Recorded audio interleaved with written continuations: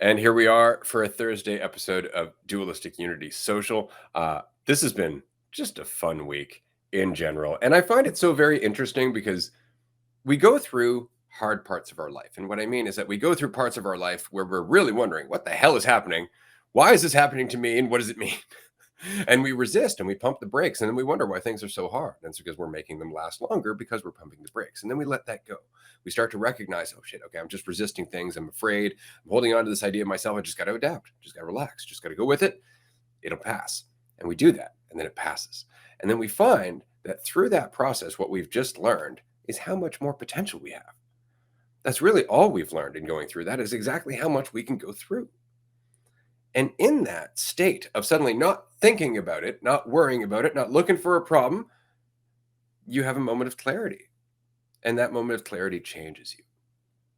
The problem is that I think we tend to get stuck there. We're like, this feels really nice. I really like this clarity.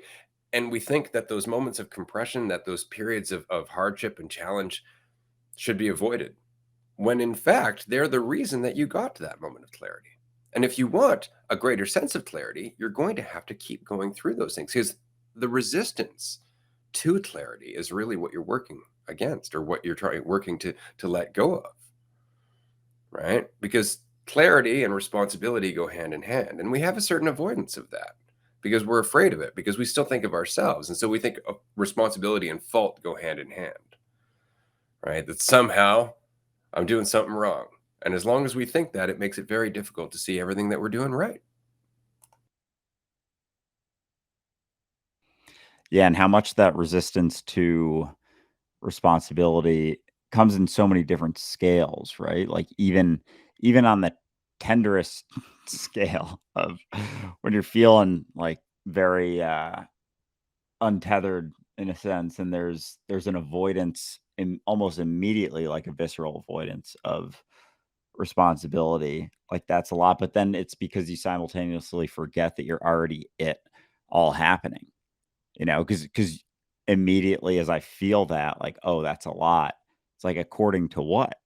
According to you perceiving yourself as small, individual, separated me, as opposed to it already happening. And so then you can just trust whatever goes, whatever comes out, whatever happens, whatever you're going through, because there isn't this immediate opinion and perspective that comes in of what should or shouldn't be happening, because it can't know. But there's the subtle buy-in to try and know, because that intense feeling of not knowing and uncertainty, and like when it's feeling very, very raw, it's like incredibly intense. And so it's understandable why we buy into that perception of division, because otherwise it's there's an intensity to the experience that almost, I guess, it's only difficult if you doubt yourself. That's really what comes in, and then that's the difficulty, is the doubt, because even going through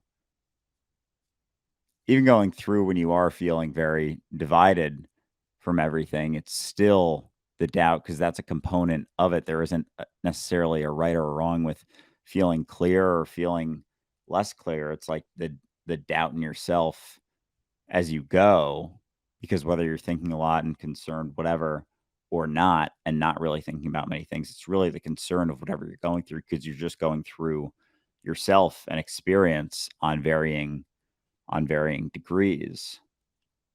And so regardless of what you're going through, it's always that concern, self-doubt, because you're just going through it. So just keep going. Yeah. And that changes tone as clarity deepens, right? Because you start to recognize more and more what you mean by self. It stops being about the idea of the self and what remains afterwards. And that's often what we're trying to talk about on the podcast, is what remains outside of the concept, outside of the narrative that we're so attached to for a sense of safety and security and value and all of that stuff. What remains? What are you really? Right? And when you break that down far enough, you start to have an entirely different perspective of what your potential really is, because you have a different perspective, frankly, of what you really are. There's such a journey to going from the perspective that your awareness is in your brain, generated by this meat suit, that you are in fact just a separate object in a physical world, and you're on your own and there's no connection whatsoever. That perspective is the polar opposite to the subjective experience of being reality itself, because you are. It's just, it's very difficult to experience yourself that way while you have a narrative. While you're holding on to this idea of that you are this one thing, you can't be everything. You can't be what you are. In fact, you can only be what you perceive yourself to be, or at least that's the only way you can experience yourself. I wanted to take a quick moment here and say thank you to everybody, first of all, for joining us. We have a community Discord. Not only do we have a podcast, but we have a community Discord, and you can join that Discord. I'm going to put the QR code a little bit higher on the screen so that way it's a little bit more accessible to everybody. There we go. There we go. Totally free. We have almost 1,000 people in there right now, and they're all having this conversation about letting go of false certainty and letting go of this sense of this is who I am and this is what I need to do and this is what's wrong with me, and really coming to terms with the path that they're already on, because it's so easy to perceive ourselves to be on a journey that isn't actually happening. We really are very powerful in our ability to fool ourselves, and it's important to recognize that. It's not a bad thing. If anything, it's indicative exactly of how limitless you are in terms of your sway over your awareness. But it is important to recognize that. And so the entire thing is recognition. That's it. Am I getting caught in something that isn't real because it offers a benefit that I think is actually going to be a benefit and not a consequence in the long term? Or am I actually in what's real? Am I being myself? Am I keeping this as simple as it is, here and now? And that's the whole conversation. So if you'd like to join that conversation, we would love to have you in it. You can check out the Dualistic Unity podcast as well on any podcast platform or YouTube. We love this podcast. It's a lot of fun. We've been going for almost 2 years now.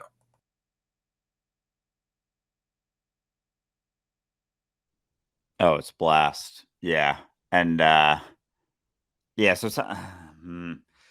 with that, okay. So you just reminded me of something I wanted to bring up before this, but we've talked before about the idea of time and how things make sense and how they make sense, and how it's kind of trippy that things even make sense, like that time is perceived as linear. And I was kind of thinking about it, like how much of it is our false certainty of what's going on around us and what things are that's making it make sense. It's like our attachment is initializing the making of sense. It doesn't exist outside of our attachment to a certainty of who you're with, what's going on around you. And without the false certainty, like things don't necessarily make as much sense. Like the room that you're in, the situation that you're in, without some degree of false certainty. And it's like, it's almost like, Kind of like they make sense at different scales, right? Like, this is the thing, is that all we're ever saying is not that things aren't necessarily what they appear, but they're not just as they appear. Okay? That's where we tend to get tripped up, is we come up with a concept of something that is, we're like, this is the way life is, and we stop looking, and that's it. And yet all of our scientific endeavors are in the vein of continuing to look. This is how we went from natural science to Newtonian science to quantum physics and quantum mechanics, right? Each one from its own perspective seems valid. You know, natural science made a lot of sense to people who were practicing at the time. Newtonian science makes sense to people who look at the world in a physical way, right? But when you break down energy far enough, you start recognizing, yeah, it's not physical in the way that we're looking at it. And all of a sudden, a whole new perspective opens up. Now there's new questions. Why? Because there always were. There always were. But humanity tends to come to a point of understanding and go, and that's it. We've evolved. We're here now, right? But it's always about questioning more, because there's always more. And I mean, that's why science continues to progress, because it continues to question, right? The danger, as with anything, is settling on an answer, right? Because in doing so, we are settling on a point where we're comfortable. We don't want to look any further because frankly, there's just more that we just don't understand. And that is often the case. This is why often you'll hear people go like, the Big Bang, it's the Big Bang, guaranteed Big Bang. And it's because, everybody knows that, right? Everybody knows that until we don't.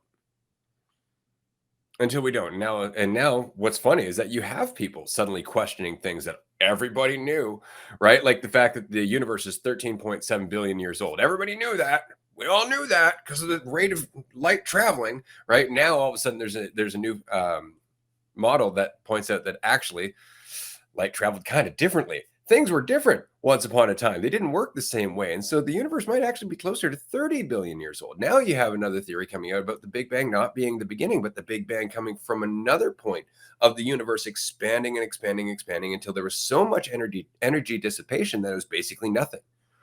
And in that nothing was infinite potential and poof, another Big Bang continuously for eternity. And this is the point, is to continuously look at possibilities, not to settle on something just because it makes us feel superior and intellectual and intelligent. Now we know, right? Because life isn't an endpoint. That's it. Life is constantly changing, and our perspective of life can consistently change along with it, including our perspective of ourselves.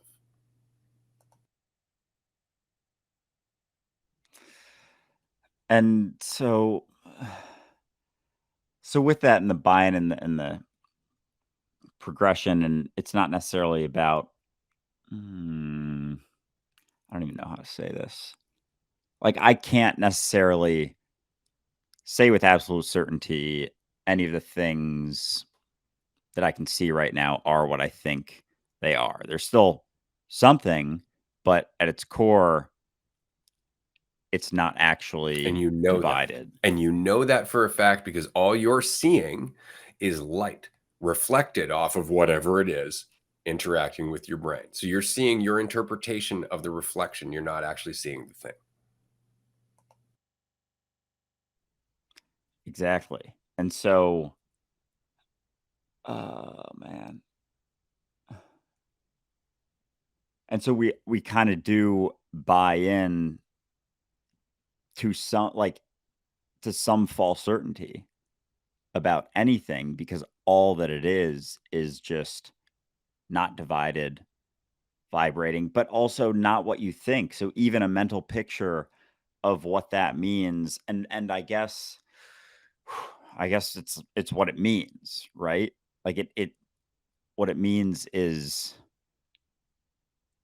irrelevant, and because it doesn't change anything. It Like it's changes always one thing, your your experience of yourself, right? Like that's the yeah, thing is understanding that all you have is the experience that you have. The assumption that the experience is the truth is the problem. But the experience doesn't change regardless. You're still having it. This is the typical disagreement we have with the non-duality folks, right? There is no me. No, there absolutely is a you. Right? It's just not what you think you are. Right? Like that's it. It's never what you think you are. But the experience of you is still happening. The experience of what you think you are is kind of superfluous. Right? That's on top of that. Right? But the experience of you is happening. Now, what does that mean? And this is it. We're like, well, it means that this is all physical reality. And we have this weird distinction between dreams and being awake. And we have this weird perspective of external and internal, despite the fact that all of that is perceptually kind of muddy water, right? There's a lot of gray area there, whether there's an internal or an external. Right? But again, we settle on things because it makes the conversation easier and it makes it easier for us to build empires and have structures of control and have structures of hierarchy and everything else because we want to invest in the mentality that we're separate rather than accept the fact that that's false certainty. yeah, and like all of it is, but it's not about not having false certainty. It's just what it means relative to you. Because even the thought of, oh, there's no me, whatever, is way less intense than there being you and everything you're perceiving not being what you think, including you, but still being you. It's like being in the middle of the Potential. storm. Yeah.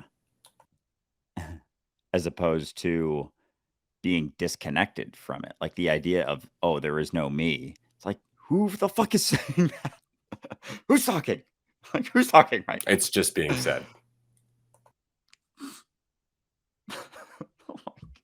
Like it's way more subdued and like an avoidance as opposed to there is very much me. And it's never what I think, and it's not anything separate from anything. But you got it. It's And avoidance, right? Like the perspective of the perspective of division, if taken too far, becomes the root of all of our psychological suffering to a very large degree, right? It's a necessary part of the experience. There always is duality, right? It's just that we get really caught up in the illusion of it. And that causes a lot of our suffering. It causes a lot of our loneliness, our depression, our anxiety, all of that stuff. And so, in a response to that pain and suffering, we just go, there's no me, because that's where all the pain comes from. And in doing that, we cut off all the joy. We cut off all the lessons. We cut off the continued growth. We're trying to like short step to being everything and being in this perfect state of bliss, which obviously God is love and all this stuff. And it's just like you're trying to step out of existence. You're trying to step out of what you are, which is the entire spectrum of all of the things you could perceive yourself to be. You don't have to say, I don't exist, to understand that you are not any one of those individual perspectives of what you could be. That's it. It's just recognizing that, yeah, suffering goes with the overcommitment to that idea. You don't have to say it never existed to understand that overcommitment to it is the problem, not the perspective of division. That's a gift. See, that's the funny part. When people go deep enough down the rabbit hole, they come back going, I really like being me. I like being able to perceive you as separately. This is fun dialogue, things like that. It becomes a different experience because you have an appreciation for it, right? Most of the time, we're so caught up in it, it just seems like a prison sentence. We just want it to end.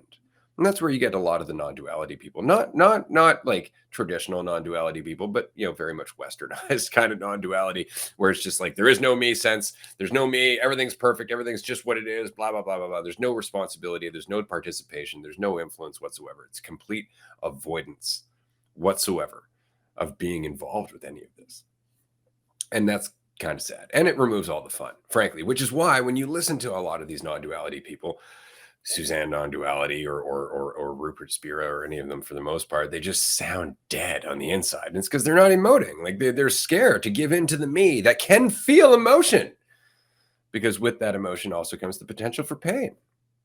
And they don't know how to regulate that. And so they just avoid the whole game entirely. yeah, it's a massive means of avoidance because even of the experience or the recognition that you're just reality going through experiences and that it's never necessarily what you think. Like holding on to that, there is no me sense kind of is another way of just passing off that responsibility of going through something. It's like now you're separated and you're just like kind of numb in a sense because you're separating yourself from the experience of the variation. So it's like a numbing mechanism at some capacity, and that makes sense because if for the most part, and I'm not saying there isn't some expression of emotions, but there's an avoidance of feeling a lot. And so it's like we're so powerful that we can actually to a degree numb ourselves through, you know, avoidance of certain experiences because Intellectualism. there's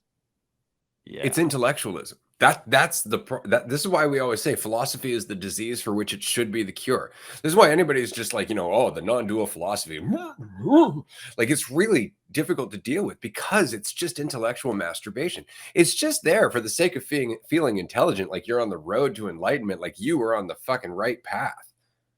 That's all it is. It's just I feel like I'm doing better. And it's just like it's great, but you're still in the shit. You've never left the shit. You'll never leave the shit. There is no path out of yourself.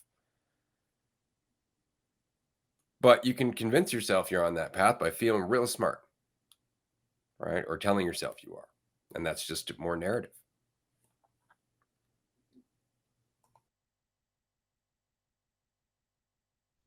because it's just narrative. Like, it's just narrative. Any ideas of that? Anything I believe. Like, because that's the distinction. Like, that's what the veil is. I believe this, and I'm not willing to recognize that I'm not sure of that. Because when you recognize how unsure you really are, it's not about, I mean, it is about believe I guess it's about believing in a sense to a degree for communications means, but it's like everything you say will start becoming tongue in cheek when you're really recognizing how little is divided and how little you actually That's why I know. laugh so much. It is like, holy shit, like computer. It's like, the fuck does that? It's like just a variation that I'm perceiving, and oh man, but like it's so much of it comes back to self-perception and what I think I am. Like, it's one Yes. thing. Yes. And we have a question in Yeah. our live stream that applies to this right now. Hey, I've been struggling going back to old habits that hasn't done anything good for me. Any advice? Yes. Stop judging the habit. It's the biggest one. The fact that you have this idea that you're going back to this old habit and there's something wrong with that, get rid of that shit. Put it aside. Stop thinking there's something wrong with what you're doing. Look at the habit and ask yourself why it's there. What are you avoiding? What are you running from? Right? Are you avoiding the uncertainty of just sitting there in silence? Right? Or are you avoiding going to do something else? Right? That's the thing. It's just the habit was there for a certain reason. Obviously, that reason's still there. Right? So it's looking at the reason. And if you look at the reason, you look at the benefit that you're trying to get out of the habit, and then you see the consequence of that habit, which you obviously do because you're trying to get out of the habit. Just the recognition of that will make it easier to slip away from that habit. But beating yourself up for having the habit, telling yourself that you have this loop, that you keep going back to this old habit, that becomes a habit in itself. The narrative of being stuck on an addiction becomes an addiction. And that's kind of the point, is that a good part of it is to let go of the idea that you've done anything wrong, to look at what you're doing without judgment, just honesty without judgment, and then let it change you. That's it. And it will. It really does. It really does, because that's all you need to. You can't unsee something you're willing to see. Once you're willing to recognize responsibility, this is why in AA, they say first step is accepting that there's a problem. Because people have been telling you there's a problem, and that doesn't make a difference until you are willing to look at it. And in looking at it, you see the consequence, and then your options change. Okay, but that's it. It's being able to look at the consequence, not judge yourself for taking that strategy, and then allow the strategy to change with the new awareness that you have developed. Because that's it. Your intelligence is always trying to process more. Just give it more to process. Get out of the way. Be honest with yourself, and you'd be surprised how quickly you will change.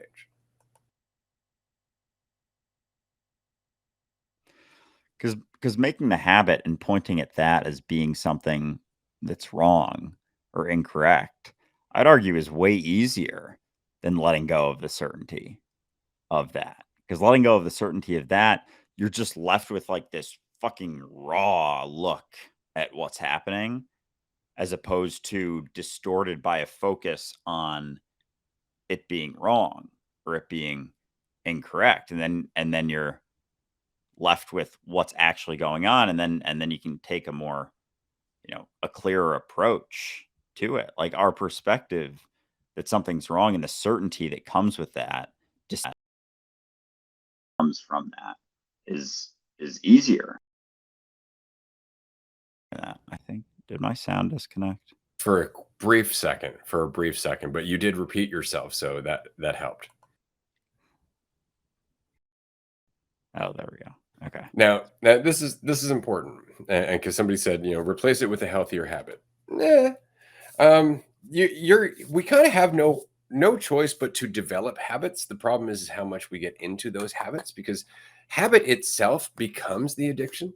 We're looking for the familiar, And it's in the unfamiliar that we're growing the most. Now, the unfamiliar can't be maintained. Obviously, it's going to eventually become familiar. But that's the point, is that when it becomes familiar, there is this unfortunate toxicity that can develop through attachment to it, because the familiar can be addictive, right? And so I think it's important just to look at habit in itself as something that has a consequence, because habit in itself does have a consequence. Habit maintained long enough takes on the appearance of intelligence without any of the benefit.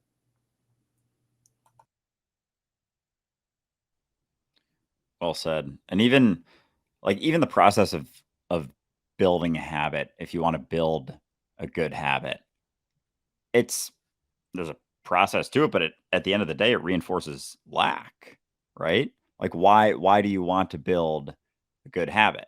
To get somewhere else. So it reinforces the root of your suffering being your idea of yourself. "Oh, I want to build this habit. Why? For this reason." This is a labeled a good habit by society as opposed to a bad habit, but it's really just the desire to make a habit for any reason whatsoever stems from, the desire to be something else, be more, or else there wouldn't be this set structured thing that you're holding on to. But yeah, so I guess it's why is really what it comes down to. Like, what am I trying to get out of this? And then if it is to become more than what I am right now, as opposed to just something to do, it'll reinforce lack, right? Well, okay, so here's a perfect example. When you first started in this conversation, when we started the podcast, you started recognizing that you had a fairly rigid routine, right? That you had a habit, as it were, and it was something that you were rather attached to. And that's the problem, you see, is that it becomes a habit which you might reinforce for the sake of making a positive change in your life, which is great. There's nothing wrong with that whatsoever, right? It's all of a sudden when you don't do it that one day and you beat yourself up for not doing it, or you think that you're doing something wrong, or you think that somehow the day is worse off. That's where the habit starts to become a detriment, because now it becomes something familiar that you identify with, that you attach with, right? And at that point, watch out. It's worthwhile to do something else. It's worthwhile to challenge that mentality of, oh, I didn't go to the gym today. That means something about me. It's like it doesn't. It doesn't actually. Read a book. Different kind of exercise entirely, right? But that's it. It's just when the habit becomes something that's so familiar that it becomes addictive as an attachment to our identity. That's all. The habit itself isn't a bad thing, except that again, there is that consequence over the long term. It's so funny. I actually was just thinking this earlier today because I've said for a while, like, I don't do brand deals on my social media. And part of me was like, should I just fucking do one just so I can stop saying that thing and it's not this strict thing? And it's such a silly one because it's like either way, not a big deal, but it's so fucked how quick we are to build a story. And it even just me realizing it today, like, why the fuck don't I just do one? Because there was like and I didn't even realize that it was a component of the story maintaining Andrew. But I was like, why, you know, there was like a funny feeling to it. Like I should just like do it just to get rid of that thing. Attached, it's an attachment and how subtle they can Or be. you could just get rid of the thing. That too. Isn't it Yeah. funny how often we do things just as symbolic acts so that we can let something go? Right? The fact is, you can just let it go. And I know, like, this is something that's common in therapy. For example, like you'll encourage somebody to write a letter to someone that they're letting go of and then burn it. Right? Why? It's all symbolism, right? It's all a symbolic act of now I can let this go. It's like you could have done that without the fire or the letter.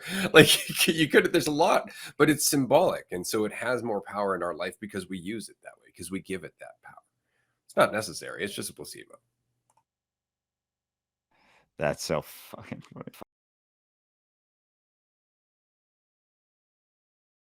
Oh, you cut on me again. Oh, you're still out. Andrew has been silenced because he's having too many insights, so everybody will just have to wait for a minute. I did want to mention while we're here, and Andrew is not able to interrupt me, just kidding, that we have a Patreon discussion right after this. It's a 90-minute call. It's a tier 2 group today. We do this 5 days a week. If you would like to join us, we would love to have you there. It really is just about the discussion. Our podcast is around 270, 280 episodes. It's climbing fast, but it has been consistently informed by the conversations that we have with our Patreon supporters, with the people on our Discord, with the people that participate on our roundtable episodes, which is also a tier 2 perk. If anybody would like to be a tier 2 supporter, not only do you get some merch, but you also get to be on our roundtable episodes, which we do every 2 weeks. This is a great chance for you to introduce the project that you're on, talk about something you're interested in, ask the community for some support, or possibly just ask a question. It's really up to you. You can do anything you'd like with the time. The roundtable events are a lot of fun, and it gives you a good chance to see what it is that we do in Patreon the other 5 days of the week. So if you'd like to join us on Patreon, we'd love to see you. We'll be there in a half hour for a 90-minute call, and then we're going to be warming up for another episode of Dualistic Unity Social later on this afternoon. How's your audio, Andrew? I think it's back. You're back. Yeah. Sweet. I'm back. Yeah, definitely hop into Patreon. Those calls are a blast. The roundtables every 2 weeks are a lot of fun. It's a full podcast episode that gets posted on, all our Apple, Spotify. So, you ever wanted to be on a podcast episode, you can just join, hop in, and every 2 weeks we do that, and you can chat with us for an hour and a half. I do actually have one more announcement before we wrap up, because we have about 10-15 minutes left. We are thinking about doing another mini retreat. You may not know this. Andrew and I have hosted 5 retreats so far. We got our 6th one coming up at the end of August in Vermont. That event is already sold out. We have another event coming up in November in the Netherlands. That's a 9-day event. It's going to be amazing. There's going to be 34 members of the community. Everybody's invested in this conversation. Everybody's there to be authentic and vulnerable with other people who are doing the same. It's just an incredible experience. But that all said, we are considering whether or not we're going to do another event in Vancouver, somewhere in between that, on October 5th to 9th. If you are in the Vancouver area, if you're in BC, or if you're in Washington, driving distance, or if you don't mind flying out and seeing us, that's quite a few people joined us last time for the Vancouver event. We would love to have you join us. We're not sure if we're doing this yet. We're still in the decision phase, but if you can join us, go to dualisticunity.com/Vancouver and just fill in your information. Let us know that you're interested. This is not a commitment, but this definitely does give us an idea of how many people are interested in going, or even 75% sure that they can. So we'll decide over the next week or two whether or not this is going to happen. And if you're interested, we'll reach out and offer you a ticket. Do keep in mind that Patreon supporters also get sick discounts on our retreats. Tier 3 gets a $350 discount on every retreat. So being a year-round Tier 3 supporter and coming to the retreats, it's actually saving money. It's really quite impressive. And you get some free merch and a bunch of other perks, and including a free one-on-one with Andrew or myself as soon as you join. So that's always kind of nice, in my humble opinion. In mine as well. Yeah. No, it's a great spot. If you haven't checked out Patreon, it's just a gold mine. We give away a 1-week free trial, so you don't even have to pay for anything, and you get a full week of group chats and whatever else is in there. You want to read old articles, look at other things, it's there's a lot of great stuff in there. And we have that Netherlands retreat coming up in November. So definitely check that out if you haven't read about it at all, and feel free to hop into a group and ask us any questions if you're curious about it. But yeah, the back to that letting go and the excuses thing, even just the idea, as I was talking about, oh, should I just do a brand deal to let it go? It's like, that's a massive should. And there isn't that, but it's like, and there's nothing wrong either way, but it's an extra step.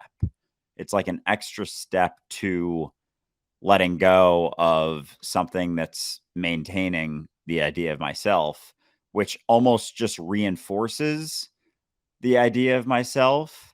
And so as I come up with, oh, should I do this to let it go, or some sort of excuse to let it go, it's like it reinforced it. And then letting go of that doesn't do the thing that it would have done if I didn't have the excuse, because then me letting it go means something about me as well. And it's like, holy fucking shite. It's such a like sneaky, slithery fucking snake getting in there. Like that attachment to measurement, to needing to do something, to doing the right thing because it's what you should do. Holy shit, it's like it all like it I get why it's, yeah, it's all reinforcing to some degree, reinforcing me, the idea of me in some way, shape, or form. As soon as there's even a little bit of I need to do something in order to let it go, as opposed to just fucking letting it go. That's why you'll notice that all of the core tools, if you want to call them that I ever pass on to people are relax, pay attention, be yourself, don't judge your progress, right? All of it is just stop thinking about yourself. That's really all it is. Just stop thinking about yourself.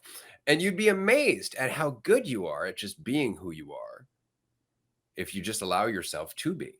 But most of our distortion comes from trying to be something, thinking we're not something, comparing ourselves to what people aren't, which is kind of the funny part, right? We're comparing ourselves to people, but we're not. We're comparing ourselves to assumptions of people that happen to validate our perspective of ourselves. Isn't that funny? We never make assumptions that don't that invalidate our perspective of ourselves. We always make assumptions about others that validate our perspective of ourselves. Always. Isn't that funny? I always find that funny. And it's just the case. So just keep that in mind, that it's the idea of yourself that gets in the way. Just relax. It's always the same shit, but it's difficult because as soon as you say that, your brain's just like, how do I do that? What do I think about? And it's thinking about itself again because your brain's going to do that. Your brain has no choice but to do that. You don't have to be paying attention to it doing that in the same way that you aren't sitting there listening to every beat of your heart as you walk down the street. It's doing its thing. You don't need to be involved. Just keep going and relax.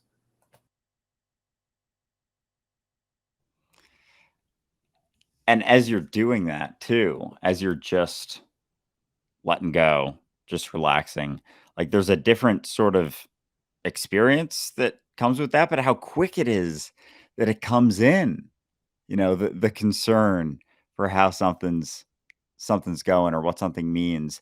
But then there's also at the same time so much to be learned in that spot, and like lessons that then you can apply as you get closer to the ins and outs of feeling, clearer, but really just more relaxed as the pull to tense up comes up. It's like there's a lot of lessons that you had previously learned more recently that you can then apply, and then it's all just fucking informing it, and it's like the ups and the downs and the fucking feeling in the pits and kind of relearning a way out and things along the way that you don't even fucking realize you're learning along the way, fucking resisting a lot of it the whole time, but also an adequate amount to learn the things you learn. So it's even that, it's like you want to judge yourself as you're going through shit. And yet every time, even you judging yourself is still a component of that. And you got to go through certain shit in certain ways from certain perspectives because that's just where you're at. And the variations accelerate, the frequencies, the ups and the downs accelerate depending on how willing you are to be responsible as you go, and they decelerate the more you want to pass it off to something or someone else, and then you fluctuate in between that from passing it off to taking responsibility, and that has its own fluctuation as you go in each and every moment. And then you just keep going through something and you don't know what you're going through ever. You don't know what you're going to learn. You're going through So you. always. And so often, yeah, we just think that we're not, and that creates the fucking timeline of false certainty.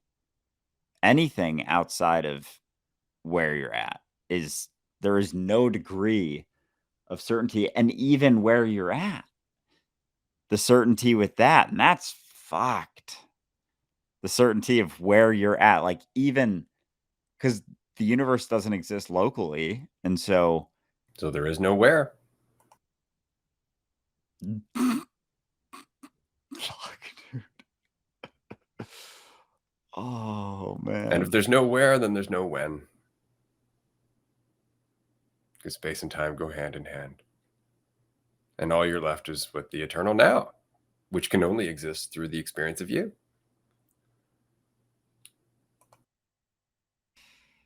And you can just keep going, and you can just keep experiencing it.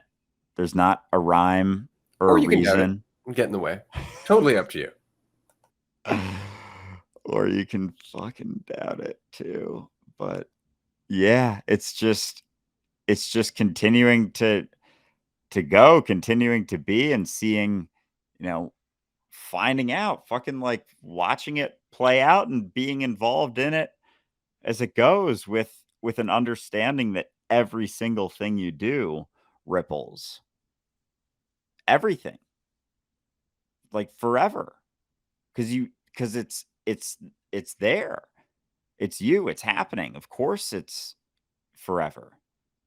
Exists forever. Like every single fucking movement and thing and touch and everything from the thing that you don't think is having any impact. You don't know that, You don't know. You talk to one person, they, you know, pass that to 1,000 people versus you think talking to 100 people that pass it to no one has more of an impact just because of your perspective of the immediacy and the false certainty of what's happening right now.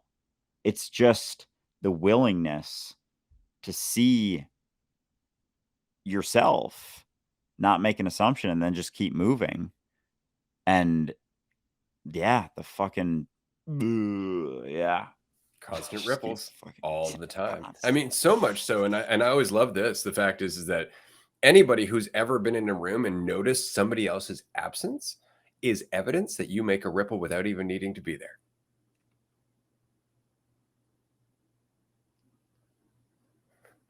That's the thing. Like we are connected to everything. Connected's not even accurate because that implies that there could be a disconnect. Right? The fact is that we are nothing but ripples affected by other fucking ripples. So that means that it's just one ripple. We just look at it individually. We separate it into the idea of ourselves, like you're making your ripples and I'm making my ripples, and therefore our ripples are colliding. It's like none of that's actually happening. That's just a way that we visualize it. Right? It's all just moving as one. It's just moving as you. So we are going to wrap up here in about 2 minutes. I'm going to throw a QR code on the screen again for Patreon. If you can join us on Patreon, you aren't going to regret it. There's a 7-day free trial that's available. I'm that confident in it. You get a tier 2 membership for 7 days. You can participate in 5 days a week of groups. We do it Sunday to Thursday. You also get access to so many group videos that are archived in our Patreon page. I think there's over 600 hours of groups going all the way back to when we started the podcast. So there is a hell of an archive on our Patreon. It's just a gem. So check it out if you can. We're going to be on there in 15 minutes for another 90-minute conversation. You can talk to us, you can ask questions, you can meet some of the other community members. It really is the best part of our podcast, in my humble opinion, once again. So do consider it. I'm going to pass it over to Andrew, and we're going to wrap up for today, or rather for this episode of Dualistic Unity Social. Yeah, definitely check out Patreon if you haven't yet. Excited for that chat. But this has been a lot of fun. And that ripple thing, last thing I'll say is when you picture the ripples, it's like, I don't know, at least for me, it's always been individuals separate with certain ripples, and then it's like, oh, that impacts a larger ripple and a larger ripple. But really it's just here and now is the point of the ripple, and that's what's flowing. It's just one here and now, you rippling as a single point, and like even that sounds silly. And just varying. And that's all right. Yeah. I love it. This is why it's the Tao that can't be told. It's fun though. It really is. It really is. Join us for more next time on Dualistic Unity Social. Check out the podcast if you can. We'll see you on Patreon in a few minutes. All right. Bye, everyone.